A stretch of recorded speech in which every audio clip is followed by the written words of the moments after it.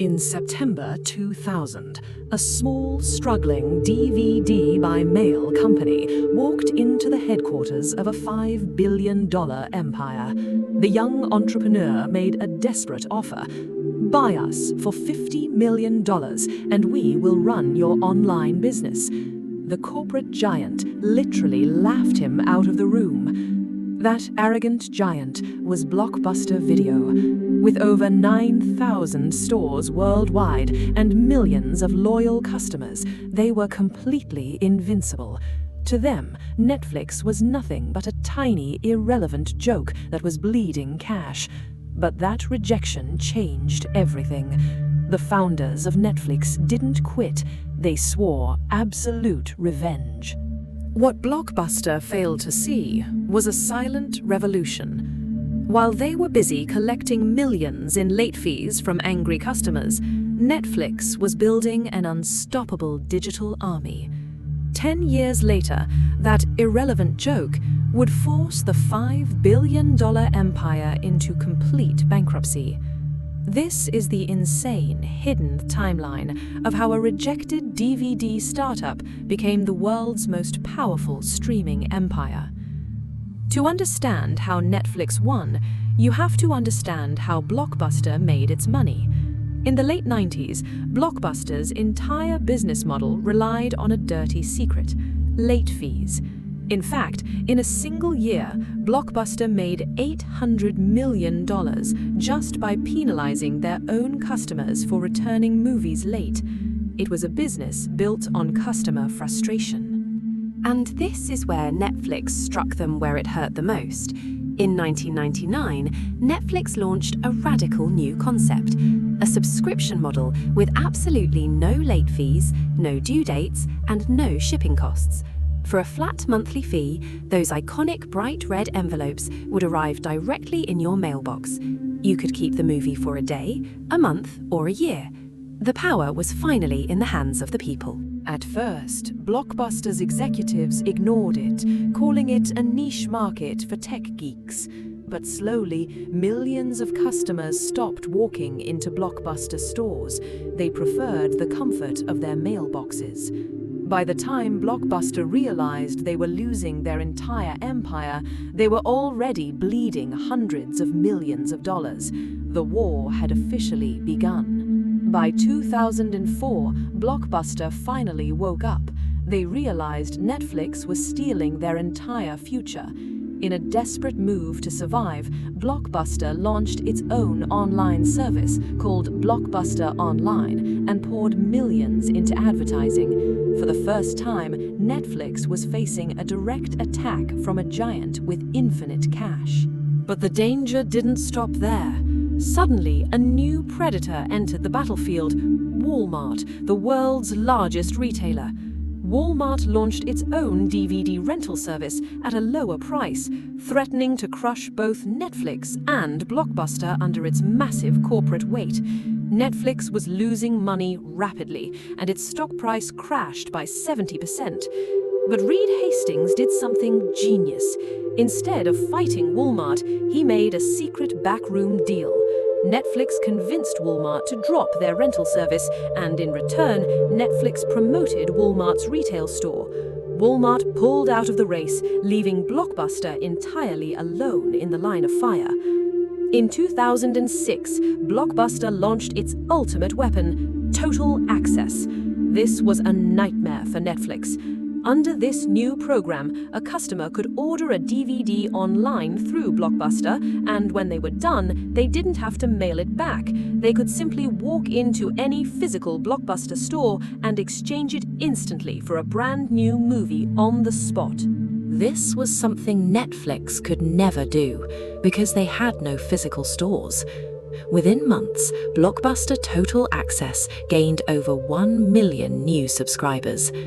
Netflix was bleeding users, their revenue was drying up, and inside the Netflix headquarters, absolute panic had settled in. For the first time, Reed Hastings was completely losing control. But Blockbuster's masterstroke had one fatal flaw: it was costing them a fortune. Total Access was losing $2 on every single exchange, bleeding Blockbuster millions of dollars every single week. Just as they were about to crush Netflix, the board of directors panicked at the heavy losses and fired the genius CEO behind the plan. Blockbuster had just pulled the trigger on its own foot. By 2007, the internet was changing rapidly. Broadband speeds were exploding, and Reed Hastings realized that the future was no longer inside a plastic red envelope. Physical discs were dying. Netflix knew that if they didn't adapt immediately, they would become obsolete just like their rivals. In January 2007, Netflix launched a tiny experimental feature called Watch Now. It allowed users to instantly stream movies directly onto their computers with zero waiting time. It was a massive gamble that cost millions, but it completely revolutionized how human beings consume entertainment. While Netflix was ascending into the digital clouds, Blockbuster was trapped in the past, drowning in massive debt with thousands of expensive physical stores to maintain. In 2010, Blockbuster officially declared total bankruptcy, leaving Netflix as the undisputed king of the entertainment world. The $5 billion empire was gone forever. By 2011, Netflix was dominating streaming, but Hollywood studios realized the danger. Traditional networks began pulling their hit movies and TV shows off Netflix to start their own streaming apps. Netflix was facing a fatal crisis. If they didn't have content to show, their digital kingdom would collapse overnight. Instead of begging Hollywood for licenses, Reed Hastings decided to build his own Hollywood. In a move that shocked the entire media world, Netflix bet $100 million on a single political drama series without even filming a pilot episode. That show was House of Cards. The gamble didn't just pay off, it altered human psychology. Netflix dropped all 13 episodes of the show at the exact same second, inventing a global phenomenon known as binge-watching. Traditional cable TV, where viewers had to wait a whole week for one episode, was instantly paralyzed. Netflix wasn't just a platform anymore, it was a global studio. By 2016, Netflix possessed a secret weapon far more powerful than any Hollywood studio, an AI-driven recommendation algorithm. This complex system tracked every single click, pause, and rewind of millions of users worldwide. Netflix didn't just guess what you wanted to watch, it predicted your desires before you even realized them. The manipulation went even deeper. Netflix started customizing artwork for every single profile. If you loved romance, you would see a thumbnail of two characters kissing. If you loved action, you would see a massive explosion. Two people looking at the exact same movie on the same couch saw entirely different posters. It was the ultimate psychological trap. Using this data, Netflix engineered the perfect viral hit in 2016, Stranger Things. By blending 80s nostalgia, sci-fi horror, and a young cast, the show became an instant global phenomenon. It proved that Netflix no longer needed established movie stars.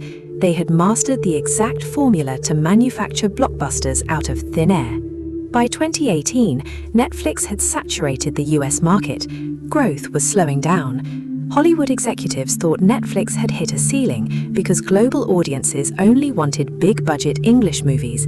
But Netflix proved them wrong by making a massive bet on local foreign language stories.